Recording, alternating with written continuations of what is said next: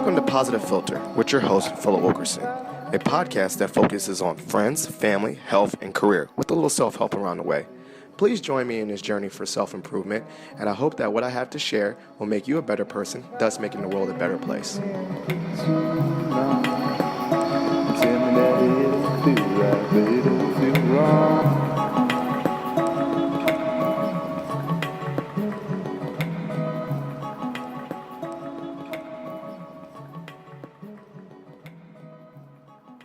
Hey, Positive Philter listeners, it's Philip Wilkerson back with another episode of Positive Philter. So I have a special guest. I say that about every guest, but every guest is special to me. I have a guest who has also been on the podcast previously, my friend Christy. Hey. So today, me and Christy, we are coined ourselves as Team Positivity in our office. And so with that being said, we wanted to leave it up to the listeners and see if they have any questions regarding positivity and well-being, since we're Team Positivity, and that's something that's very, very important to us. So we took some questions. We took to Twitter and also some voicemails that I have, and we're going to answer some questions. So the first question we have is from my boy Wayne 2, who called in and left his question. What's up, Phil? It's Wayne 2, man. Hey, I got a question for your podcast. It's actually kind of a long-winded question, but you have two kids, I have two kids, and, you know, kids can take up a lot of time and make you lose sleep. How do you stay focused and stay positive, even when, life throws a bunch of wrenches at you with, sleep and being busy and this and that? Interested to hear your thoughts so I can find my own motivation when things get a little dark. Thanks, man. I love what you do. Love the podcast. Keep up the positivity. All right, so Wayne Too Nasty. If you don't know, that's my good friend Wayne. He was one of my earliest guests on the podcast when we talked about studying abroad in China. I guess I'll answer this, right? Because you ain't got kids, right, Christy? Correct. I'm no parent. Even though just now, tonight, Christy's over here. We're in the Lucille Saloon. My son Bennett asked if she had a baby in her belly, and because she's, going to babysit, and she quite promptly said no.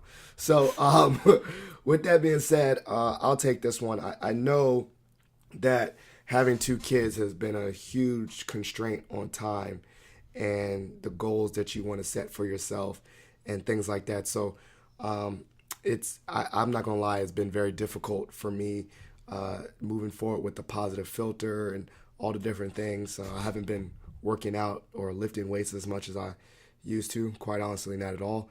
So one of the things I have to think about is just prioritizing my time and still squeezing things in when I have the opportunity to. So I know my kids go to sleep around 8:30, and that's usually a lot when I get my stuff done for myself is at night, because I work 9 to 5. So at night between 8:30 and 11 is when I try to maximize my time to do podcast stuff, studying, whatever I got to squeeze my time into. And then also I get up pretty early. My boys get up at like 5, so I kind of am an early riser, and I don't go to bed too late. So it's a matter of just squeezing those moments of time, squeezing the ounce of energy that I have when they're taking naps. I try to get things done, and I have to be more thoughtful about how I use my time too. Like knowing that I don't have that many windows to do things, I have to really be organized. Like if I only got an hour, I got to do an hour's worth of podcast stuff. So, but I understand that feeling. I totally feel you, Wayne. With the two kids, it's a game changer. I feel like I had a lot more time and a lot more energy to do things when I just had Bennett. But it is what it is. And I think eventually I look forward to when they're older and they'll occupy themselves and play with themselves and not require as much attention. I look at my friend Sam Hardman, who has two boys. Their boys, to me, seem like they're grown, but they're late elementary. And with that, he gets a lot of stuff done. He gets to do a lot of what he wants to do, so he has his life back. So I hope that answered your question, Wayne. Thank you for being a follower of the podcast. Wow, this question actually goes great with your next, our next question from your frat brother, Jermaine. He was asking about how do you stay positive when it feels like you can't get everything that you have done? Well, Or, yes. Sorry, everything that you have to do, done. Well, I mean, first of all, shout out to my frat. And I know he's saying that from a place because he's a very high achieving student, got a lot on his plate, organizations, clubs, academics, all that stuff. So, and I understand that feeling of being overwhelmed with lots of things going on. So I think one of the things that helps me stay positive is the prioritization of my task, but also making a priority to stay positive. Like, I make that one of my active things. Like, so one of my things to do to help me stay positive is journal. I actively journal every single day, at the beginning of the day, at the end of the day. And so I make that an active exercise to help me stay positive. So within whatever crunch of time that you have, 24 hours, 8 of which, I guess, if you're getting sleep, so that leaves you 16 hours. If you are doing, 8 hours of sleep, you still have 16 hours in the day to get a lot done. I don't look at it as in I have 16 hours in a day to get nothing done.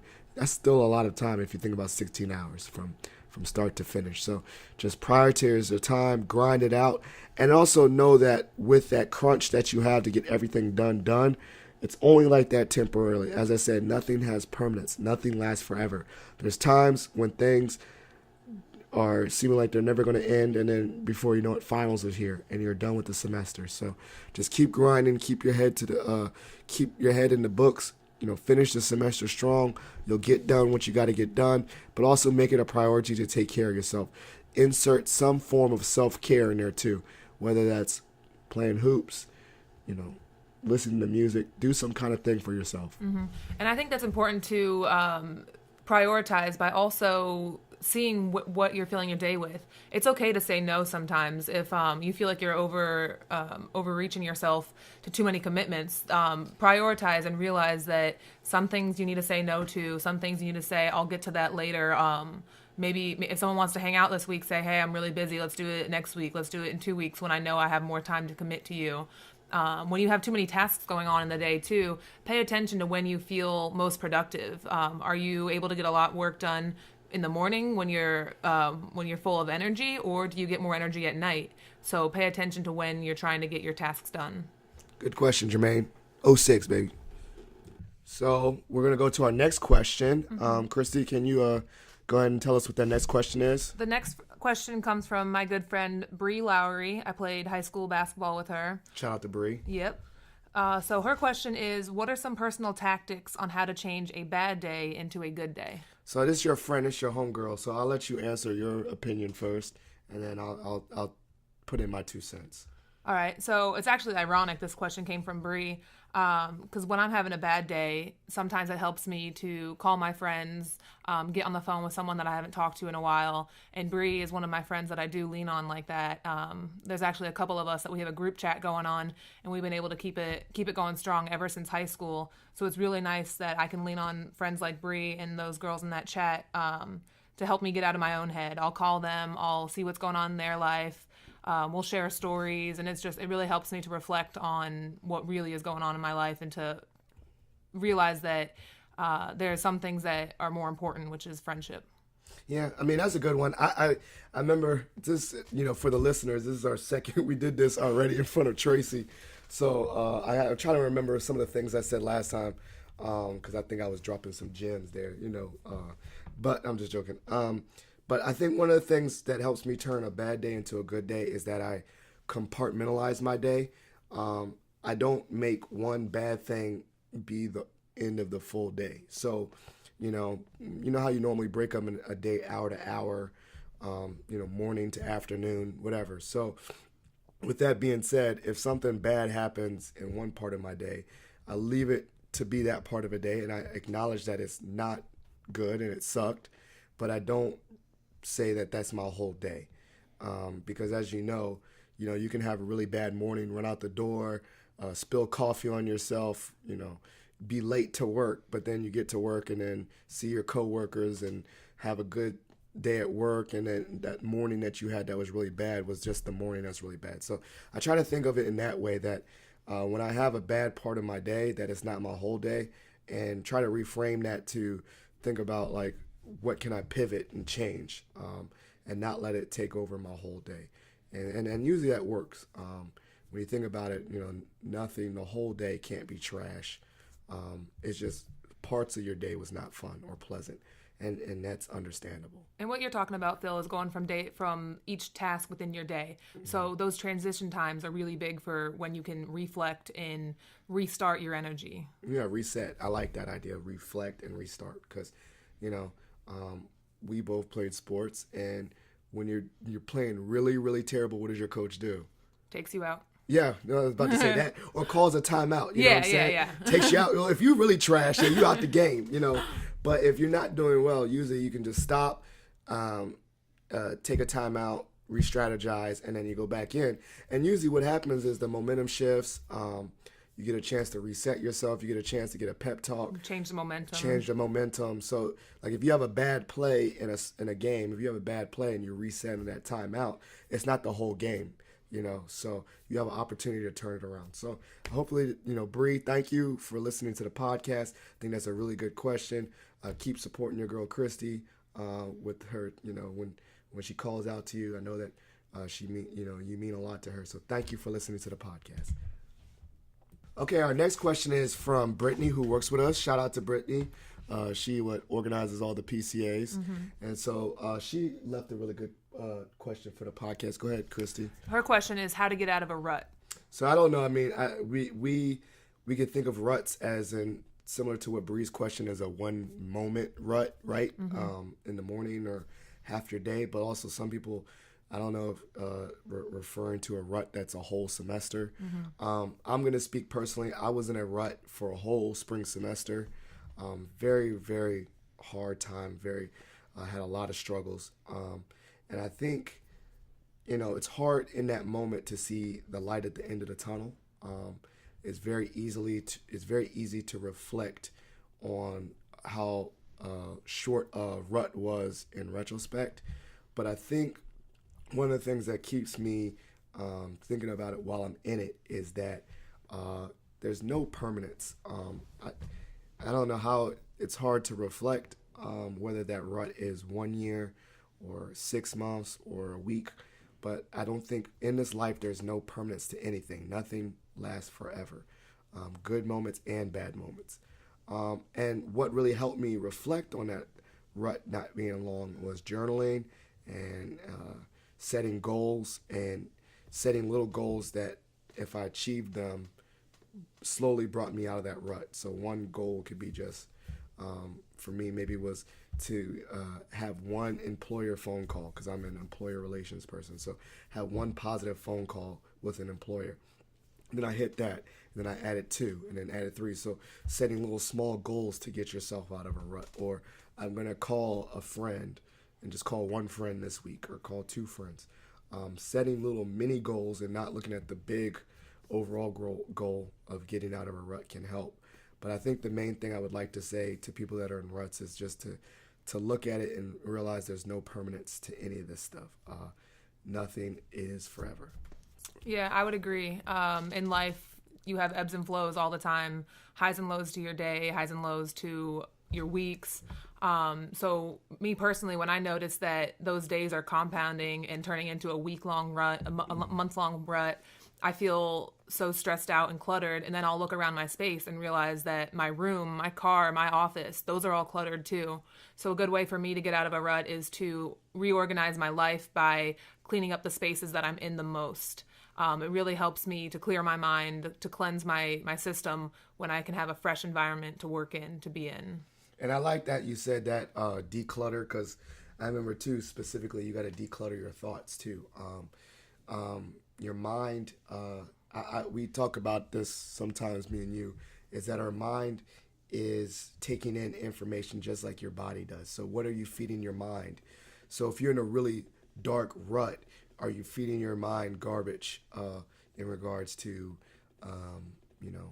social media or TV or television? One of the things that helped me get out of a rut too was positive messaging, and not in regards to like, you're the best. No, not some corny things, but like listening to podcasts, listening to motivational speeches, reading books, decluttering my mind and getting that those bad thoughts out and filling it in with visions of good things by what I'm intaking in my mind with reading and podcasts. That really helped too. And there's some really good podcasts that I listen to. One is The Meaningful Show. It's my boy Dean Picari. It's just about being orderly and setting goals. Time Well Spent is another one from my boy Ronald. But those things were podcasts that helped me get out of a rut. I think that's great also to pay attention to where you're filling your time.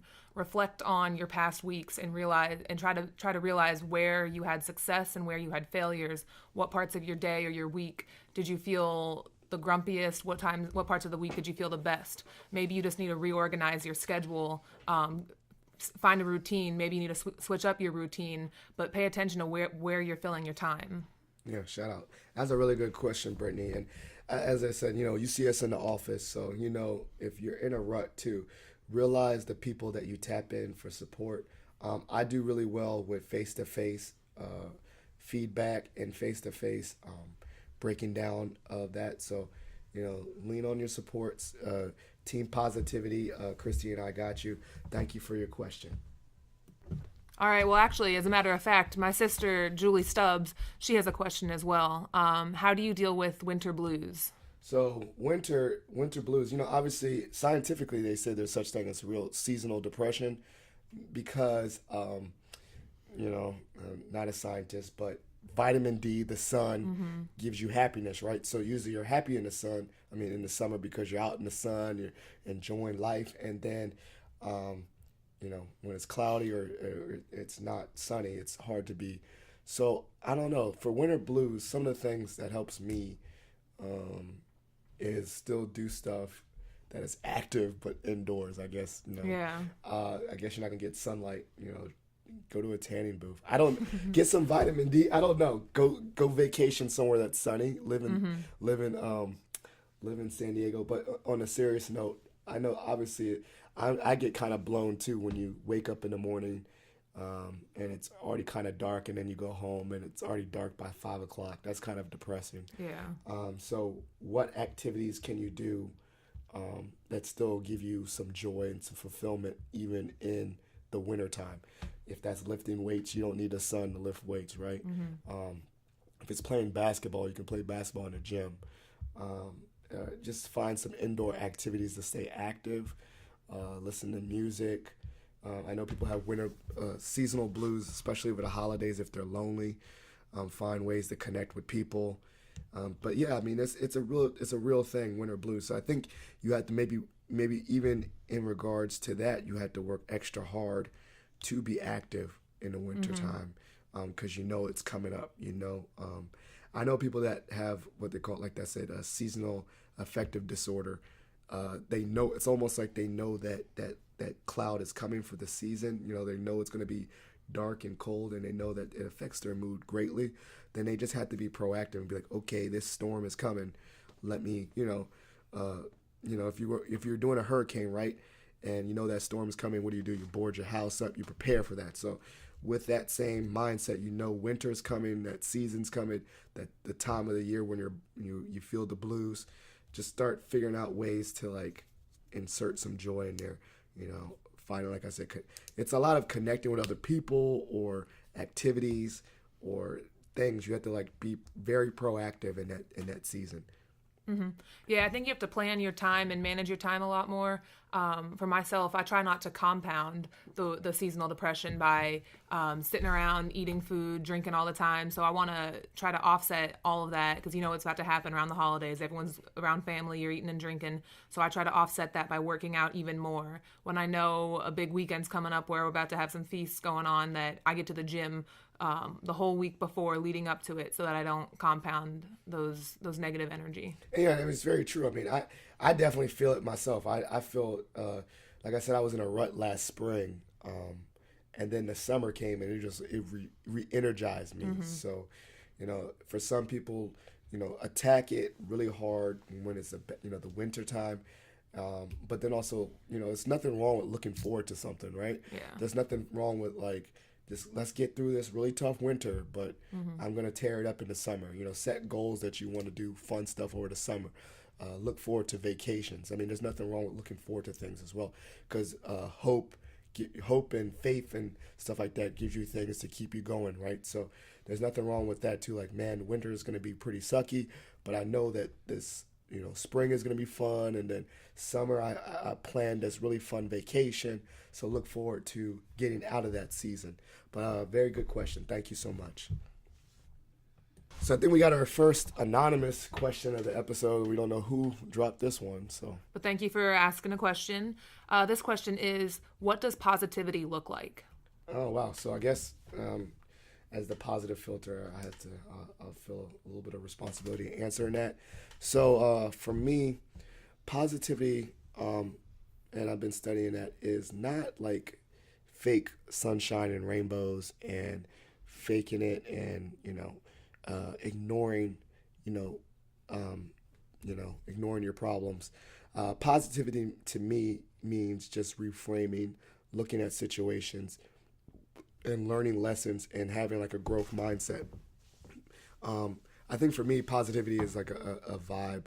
It's a state of mind, and it's an attitude, and it's an attitude that even when faced with adversity, you can flip it around and you could just keep on going forward, and be upbeat and be happy, even regardless of your circumstances. Now, in that, what positivity looks like and being happy, you still allow yourself to feel sadness. You still allow yourself to feel anger. You still allow yourself to feel disappointment and embarrassment, all those negative things, but you don't sit in it forever. You acknowledge it, you have awareness of it, and then you go forward with it, and you don't let it stick with you. I would agree.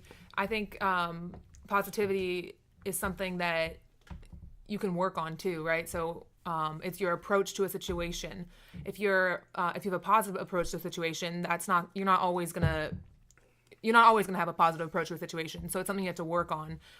Again, reflect and realize how you felt after accomplishing a certain task, and ask yourself, could I have been more positive? Could I have found a better way to get more out of that task?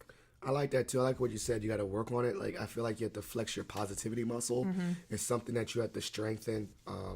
That mindset, you have to work on it. It's not, just one day you're a positive person. It's something that it takes actual effort to do, and an effort to be like it. And I do definitely believe that there are people that are more positive than others, and still in regards to being authentic to themselves. And I said they're not fake. They carry themselves as they have a really good attitude, that they feel like they can do just about anything they put their mind to without, being fake. Like, they actually do the things that they say they're going to do, and they really attack their goals. I look at a lot of people that are famous as positive people. Not like everyone that's famous is positive, but the ones that are really like, attacking their goals and making a difference and things like that. And I think the mindset for them is what separated those people from other people. What made those people successful. And when I listen to their stories, when I listen to Oprah Winfrey's podcast Masterclass, a lot of these people that we put on pedestals, they just did normal things extraordinarily well, or they did it over and over and over again. Consistency, no matter what. They didn't let people deter them from their goals. So, like, for instance, Jay-Z, he rapped and freestyled and just rapped and freestyled because he enjoyed it, and he did it until he's successful. Lionel Richie, he sang, and he sang love songs because he liked love songs. And these people just did things that they liked, but they did it very well. And they had a positive mindset that when I do this very well, I'm gonna make a difference. I'm gonna be good at it. And I think that's something I think about with positive mindset and what positivity looks like to me. I think positivity to me is very determined and very disciplined. Like, you have to work at being positive. It's not just I'll think about it. It's like an active mindset. Yeah, that's definitely true. So you're talking about some of these stories of some famous people and something that it sounds like it started as a hobby. So how do you identify areas in your life that you consider as a hobby versus areas that can drive your career path? Funny thing is, my wife's like, you got all these hobbies and you don't get paid for none of them. So, and it's kind of hard. I think some of the things that we go in life, right, when we look at career, right, is like, we want to have the intersection of my interests aligned with making a living, right? And sometimes, unfortunately, right, like the things that you want to do doesn't make you money and it just had to stay as hobbies, right? If you're a musician and you're just grinding and grinding and you never get your shot, but you don't want to let go of music. So on the side, you still do your side gigs and you still do open mic nights, but then your 9 to 5 is you're a lawyer or whatever, right? And we meet so many people with those stories. I think the transition between a hobby and something that you make money off, I guess, sadly relies on what can you sell, what can you offer the world that's unique, that people pay to see you, and then just some of it, like in those stories of those successful people, it's just sheer luck, right? They just had these hobbies, and luckily for them, when they had these hobbies, someone found their demo tape or someone saw their painting or whatever. So I think it's doing your hobby consistently enough to hopefully get some money out of it. But I think at the end of the day too, I think all those successful people, if you ask them, would they still do their certain things if they got paid for it or not? I think most of them would still say, yeah, if I didn't make it as a rapper, I'd still like to rap. It like still makes me happy. If I didn't make it as a certain artist, I'll still do that art because it makes me happy. And some way in my life, I'm still gonna have that activity infused in my life. It's just some people are more fortunate than others to make a living off of it. But I think the thing about that interest is, if you have an interest in something, a passion in something, don't let it go. Keep at it. Don't let the kids get in the way. Don't let life and excuses get in your way. Keep at it.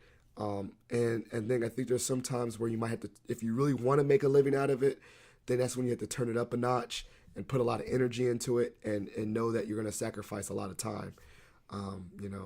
But if you're not willing to put in all that extra time to make it a career, then just acknowledge that it's going to stay a hobby. I think that's a great point, the sacrifice aspect of it. So if your hobby brings you fulfillment and that's something that brings joy to your day and you look forward to that hobby, great, keep at it. If you're willing to make the sacrifice, even better, work that much harder. But if you're not willing to make the sacrifice to make that your career, to earn a living off of it, then again, you need to go back to that reflecting stage and find out where you can be successful in order to bring money into your life. Yeah, and I mean, it's assessment of your goals, assessment of your situation. There's no, like I said, there's no judgment. If you quite honestly say, I got to make ends meet and this has to stay a hobby, there's no judgment. People got to live. You got to make a living, right? Just be honest with yourself. Yeah, that's it. Just be honest with yourself. One, don't beat yourself up. Two, and just reevaluate where you are. If you feel like you're grinding and it's not working, maybe switch your approach. Get some mentorship. Maybe get something to give you a boost. But also, just quite honestly, just evaluate what is it doing for you. What things are you willing to sacrifice? If you're willing to be broke and sleep out of your car until you make it, some people there's those crazy artist stories that they had to be like near broke to make it, but that's because they had that passion was so that the fire for that was so hard that they didn't see anything else. They will never settle for that thing being a hobby. They're like, I'm gonna make it or nothing else. But if there is something like that something else, do that something else and still keep it as a hobby. So thank you, Christy. Hey, a good follow-up question there to the anonymous question. So whoever is out there, thank you for that, and I appreciate you supporting the podcast. So wow, this is interesting. While we're recording this, we got an actual live question in my Facebook message. So, Christy, do you want to handle that one? Yes, the next question is, can you share some tips on how you dealt with your mental health this past year? So I got this one from Danny Mallory from JMU. Shout out to Go Dukes. So I'm going to go in further detail about mental health and the struggles I had this past year with my boy in another episode. So please, hopefully that this answer, I don't want to go into too much detail because I want to save a little bit for that podcast episode. But in short, I would say some tips, if I could share some tips, get help. One of the biggest things for mental health is help, seeking help, acknowledging that you need help.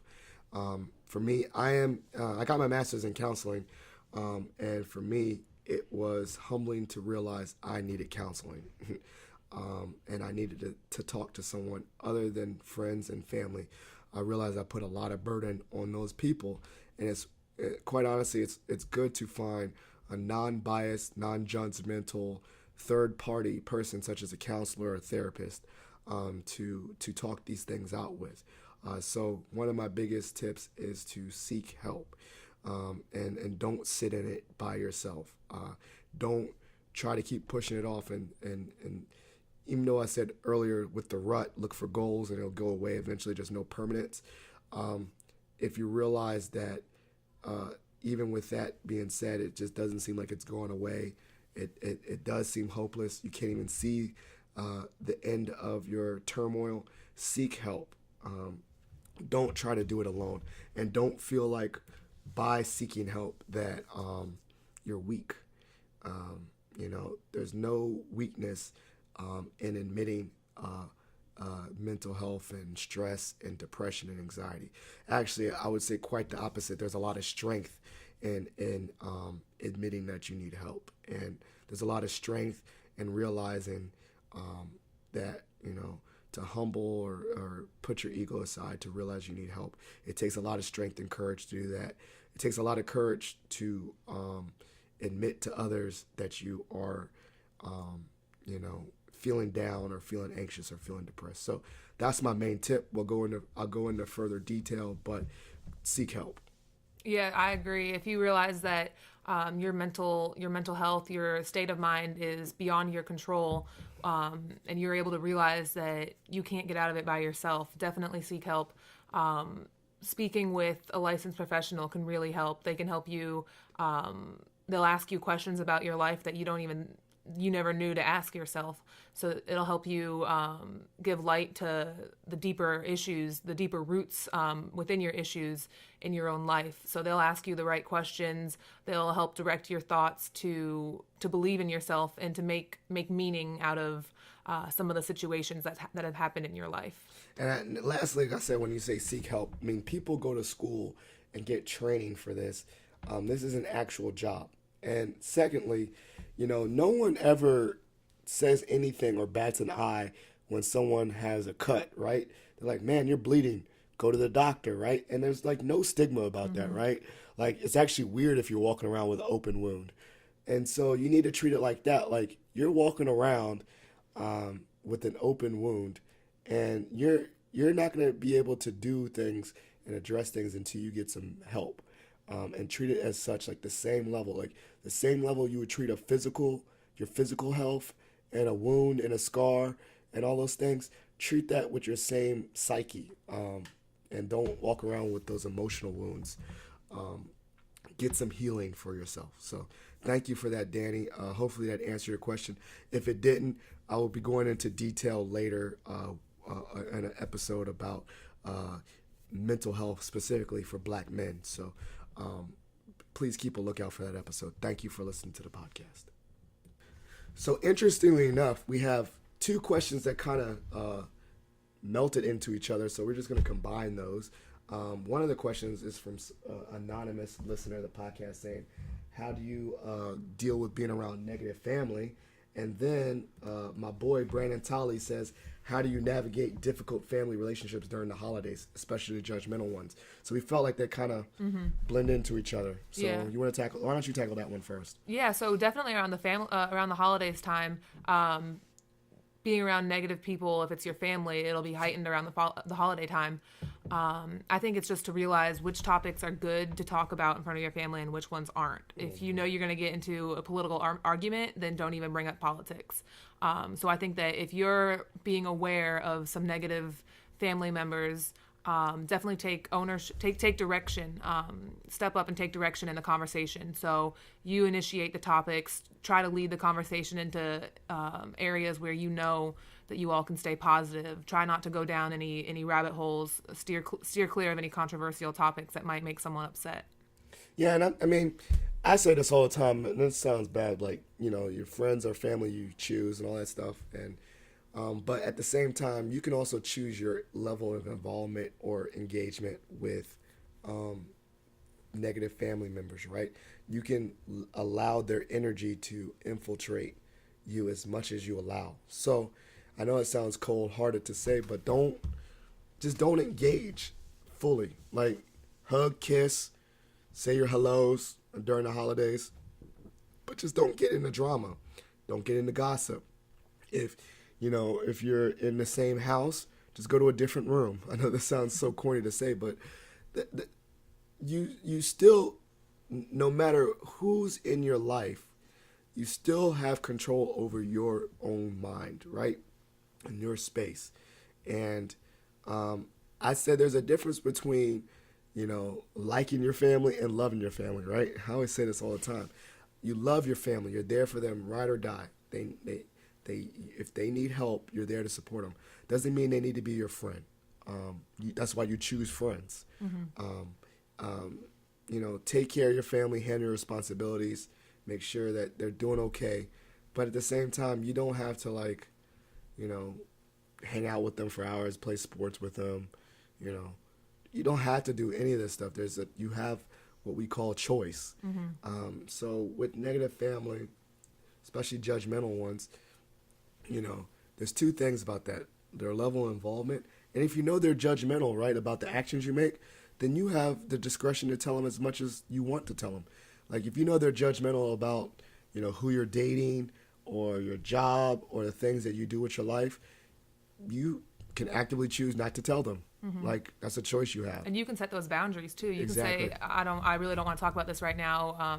I'd appreciate if we talked about something else. And it don't even have to be like, that sounds scripted like a rope. But you just be like, yeah, you're right. Like, just be like, I don't want to talk about this. Yeah, and you can be honest. Say, listen, we only see each other once a year, twice a year. So I appreciate you being in my family and being in my life. So I just want to enjoy the time that we have together. Yeah. Let's not talk about this other stuff. I'll straight up say, let's not ruin this moment. Exactly.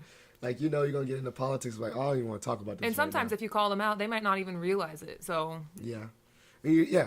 Some people don't. Yeah, some people, they don't even know that they're judgmental and negative. One's like, damn, why you always saying something? Every time I try to tell you about my success or something, or tell you about something, you always got something negative to say. And then they might catch awareness. So maybe even being upfront about a situation. But at the same time, if you bring it up to them and they get all defensive and it just seems like a whole headache, just drop it. Yeah. You don't want to come at them like you're attacking them. Just try to say it in a calm tone and say it out of appreciation, out of love. And most times, I mean, if they're family from out of town or whatever, or you're staying, I mean, you could go somewhere else. You don't have to stay with them. Sometimes there's certain family members that I love them, but I don't mean I have to stay at their house. I stay at a hotel or, just get a little bit of space. Like even when you go visit them from out of town, you go to your own space as a hotel room or something. So just choose your level of involvement, and also just like I said, be cognizant of the energy that they're bringing to you, and obviously you have choice. I think that's the root of it. You have a choice. You have a choice of the level of engagement, and you have a choice of the level that you tell them stuff. So just know that just because they're family doesn't take away that choice. So those are good questions. Good question, Anonymous and Brandon Tolley, BT Nitro. Thank you so much. All right. Well, this ties into our next question from our colleague Laura Winkler.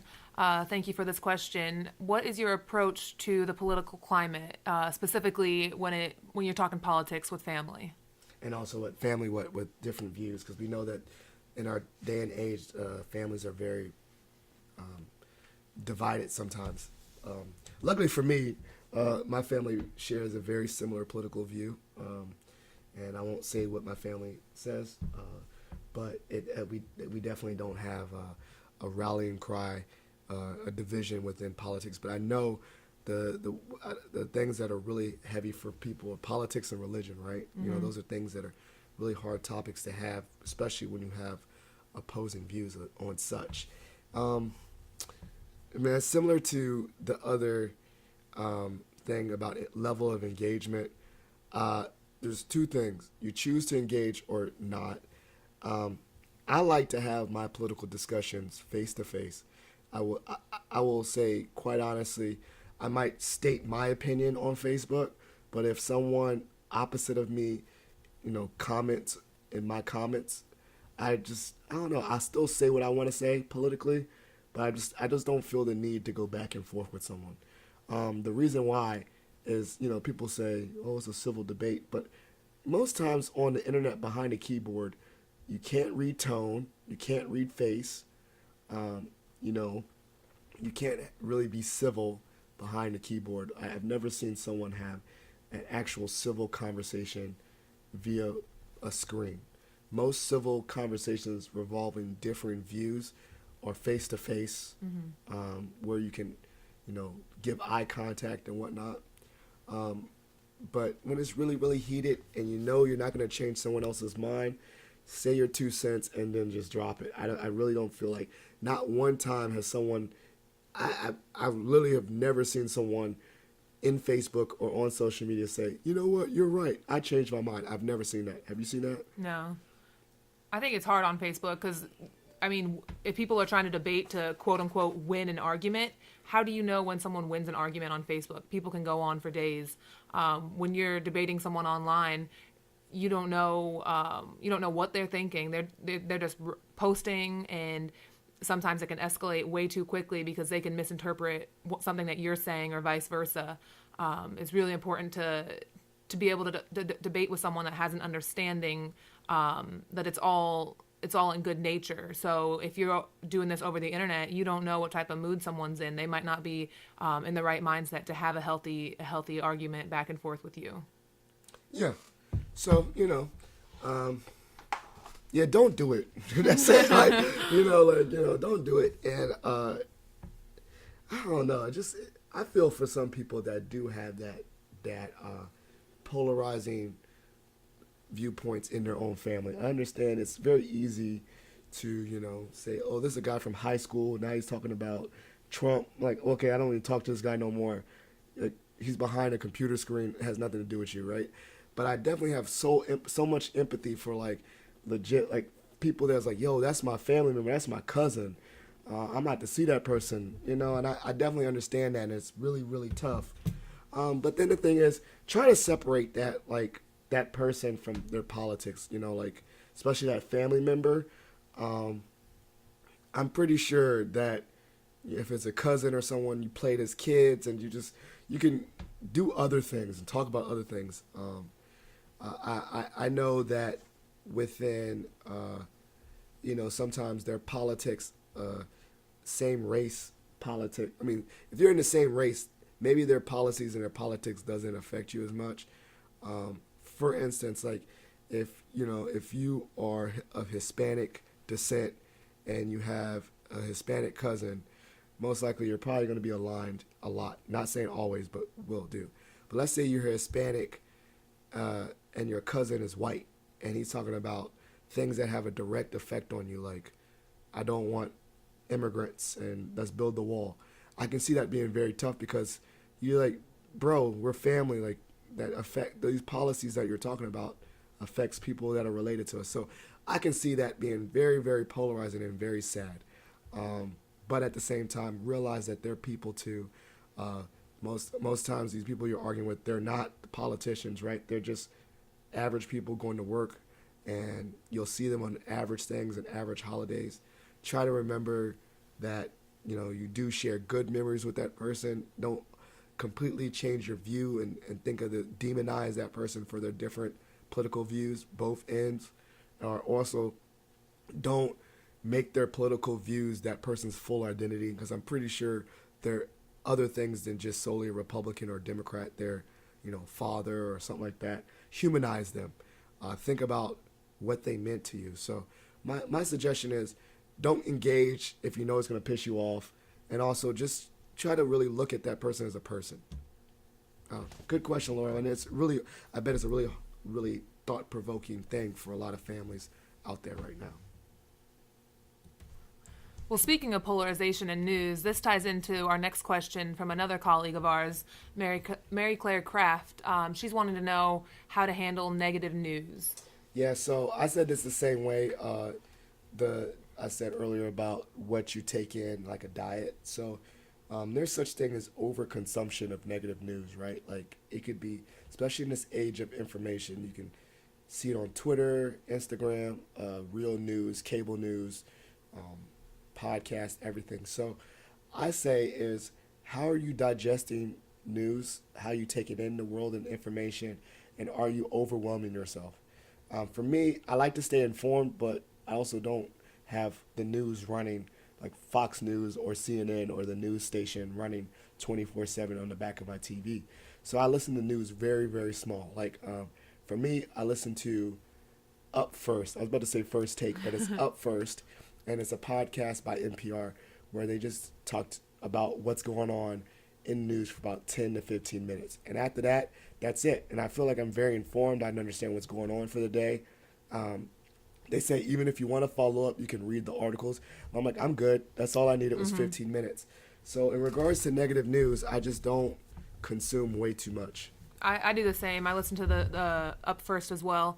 And I like to listen to my news on a podcast because then I feel like there's a sense of detachment from me in the news. If I'm watching it on the TV, it'll just make me so upset. I'll start to get a negative attitude about the world around us because I'm a visual learner. If I see all these sad images, all these sad stories continually running, it'll cloud my judgment for that day, and I'll just get too negative.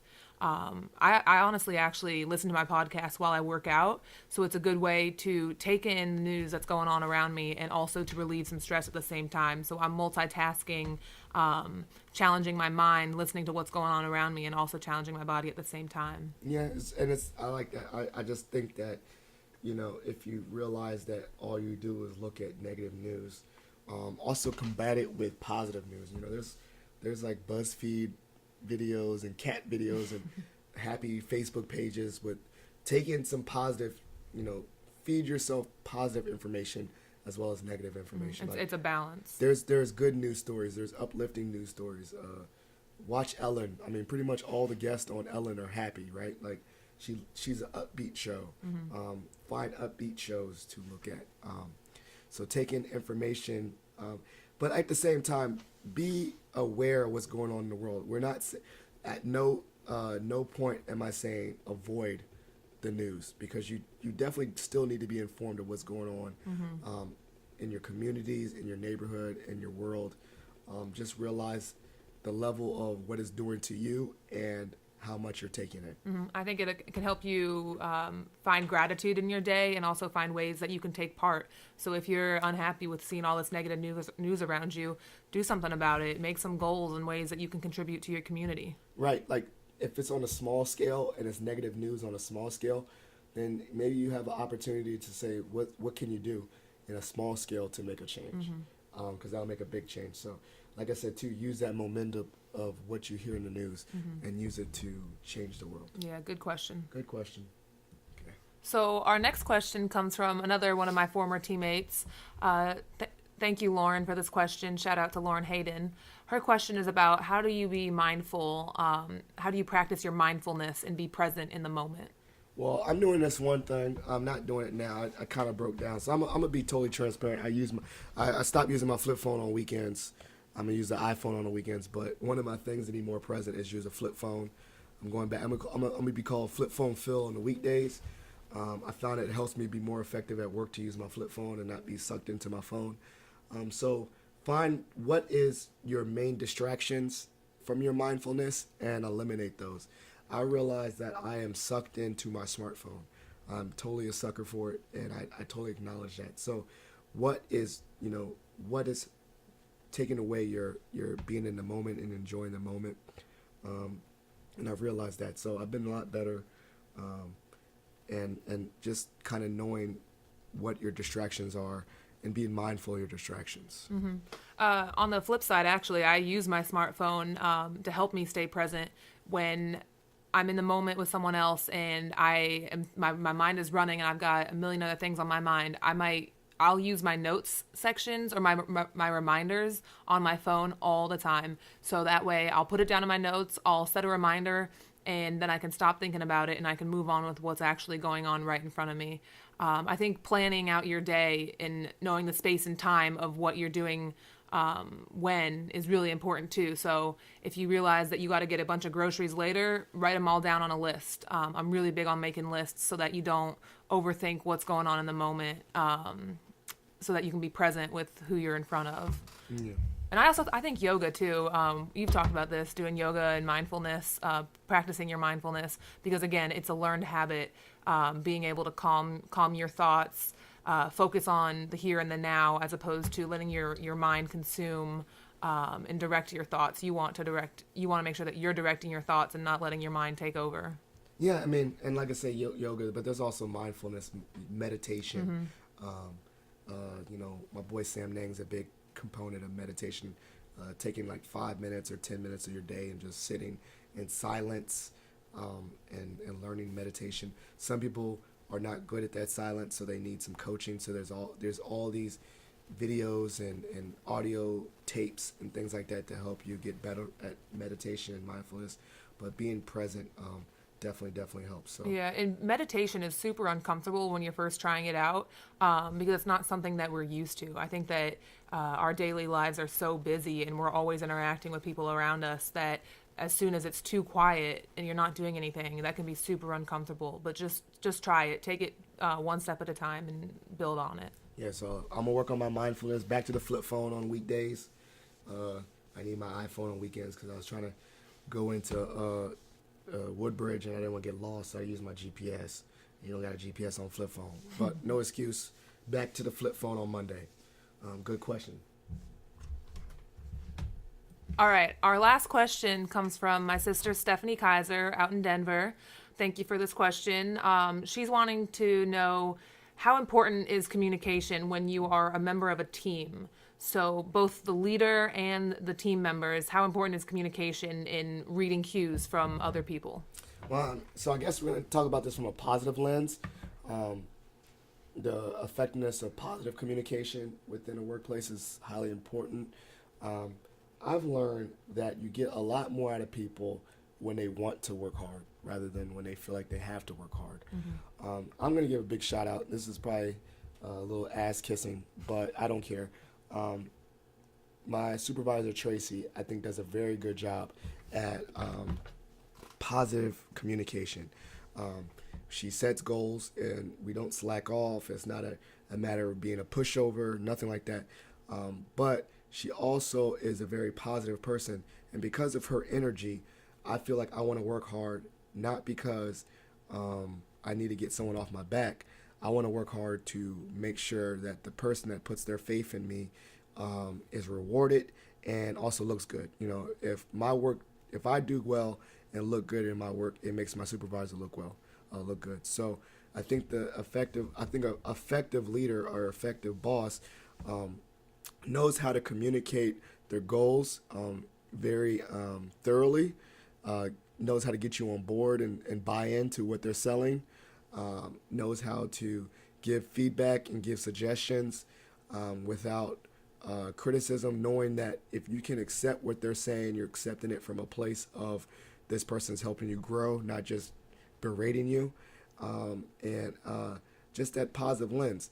Now, does that mean that you can, there's no feedback where it's like, I think you didn't quite do it the way I would do it, or maybe you could do it a little bit better. That's still positive rather than, you're trash or you suck or this is not acceptable. The language that you use is very, very important. The tone that you use is very important. And I think it's I think shout out to you. You got a very positive supervisor too. Yeah, Victoria, she's pretty great. I think it's important, like Victoria and I work well together because she's able to listen to me, I'm able to listen to her, and we know how to talk to each other, I feel. It's really important to know that everyone takes feedback and criticism a different way. So some people need that tough loving to light a fire under their ass, right? But some people also need that sensible message giving in a lighter tone. So it's understanding that everyone works differently. People are fueled by different ways. I treat it like this too. I heard of these things like love languages, right? I think that in regards to your communication with other people, you treat, not like, love languages, like you see what drives and motivates your workers. So like, let's say someone's love language is words of affirmation. That's mine. So I know that if someone says, you did a very good job, I'm proud of you, that makes me good and I work harder. Other people could be like that gifts, right? So they're working hard for that reward, that bonus or whatever gift card or something that they're going to get, some tangible reward. And knowing that too and using that to motivate your people that you're working for. But like I said, I mean, it's all a matter of tone. You can be a firm boss. You can be a firm boss and have very clear goals and whip people into shape without being nasty. Like you can, I've seen some of the best coaches. Some of the best coaches are not mean coaches. Like I don't know, like not everyone needs to be Bob Knight, right? Yeah. Like, that dude was crazy. He was throwing chairs. Some people could just be those quiet, real reserved, but get the guys, get the job done, like the Belichicks or the Coach K's. Like they don't look nasty at all, but they get the job done and they motivate people very well. And I think with communication and motivation also is investment. So in order for people to work cohesively, you have to know that everyone is invested. If your boss or your coach is going to yell at you, they have to also know, they have to show investment in order to actually get anything out of you, because otherwise some people won't change. They'll shut down too. Exactly. Yeah, it's all a matter of tone, and I think it's all about buy-in and purpose, and making sure that people buy into what you're saying. So, and I know there's whole courses on effective leadership. I'm not, quite honestly, I've never taken anything. I'm not a leader. I think I work. You don't have a leadership role. You are a leader. Everyone is a leader in some way. I guess it's the leader follower, whatever. Isn't there a role like that, like a role? But the thing is, like, I think that, effective communication is, I think, being authentic, being genuine, and also people are very clear on what you expect.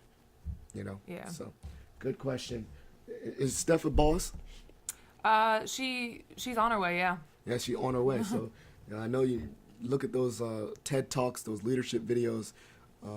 I learned a lot from, reading about effective leadership.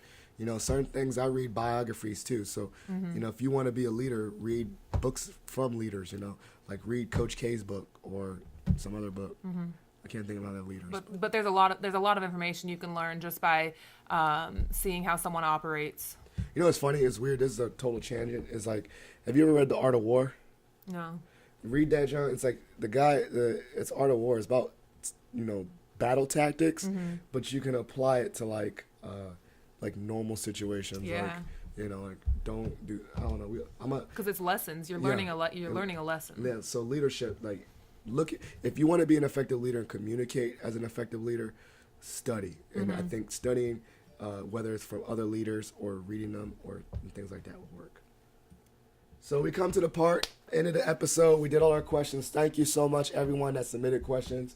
For a Q&A episode, we had quite a few questions. So thank you so much. It just shows that we have support of the podcast. If you want to leave a question for the podcast, just call 571-336-6560. That's 571-336-6560. So, but we still are not getting out of our shot for shot, right? It's our final segment. Our final segment of the episode. Shout out to Marty for doing that. Ever since then, I've asked. Great. It's great. So, you want to go first? I'll go first. I'll ask mine first. Okay. All right. So rank these in order of favorite to least favorite. Okay, how many? I got it right. It's just 3. It's not. It's nothing. No, you don't got to write it down. It's the beach, the lake, and the mountains. Which one's your favorite, and which beach. one's... Oh, that's easy. It's lake, beach, mountain. Because I never stayed in the mountain really. Okay. And I love the lake house, Deep Creek Lake. Shout out to my family. Joan and Jeff, Maggie, the Sabatinos.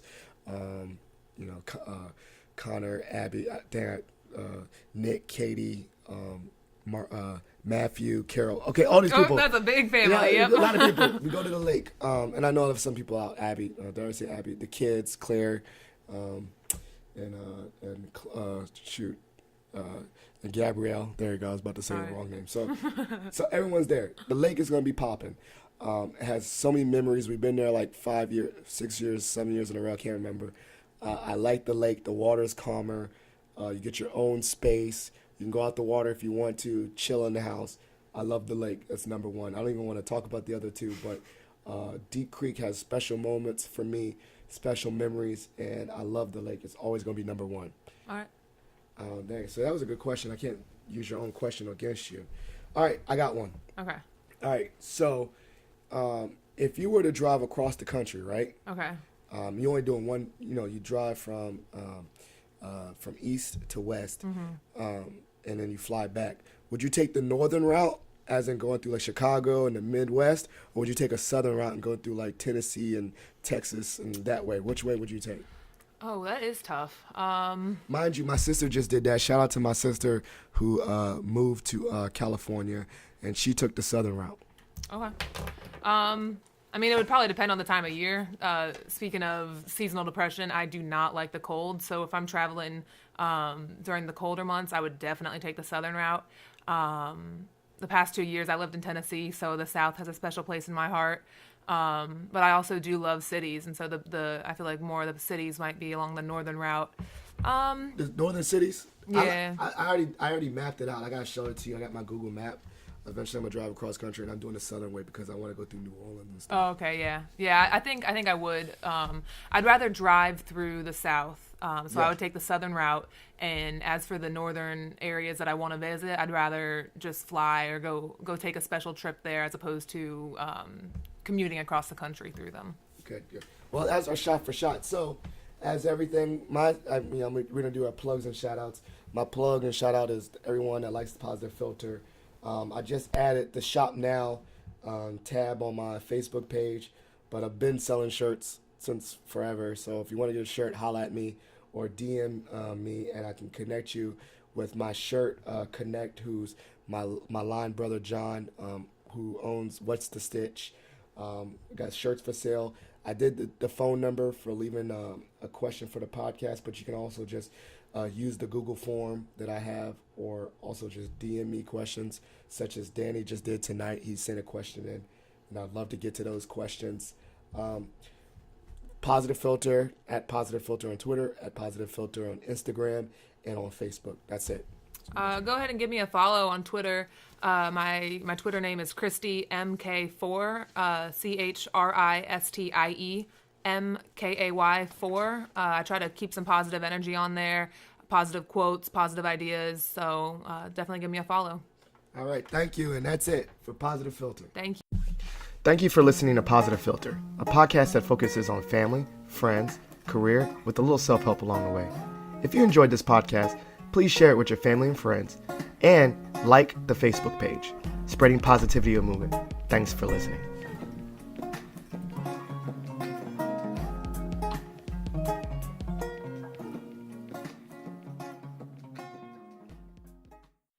Hey, this is Marty, and I was trying to call the podcast to leave a question.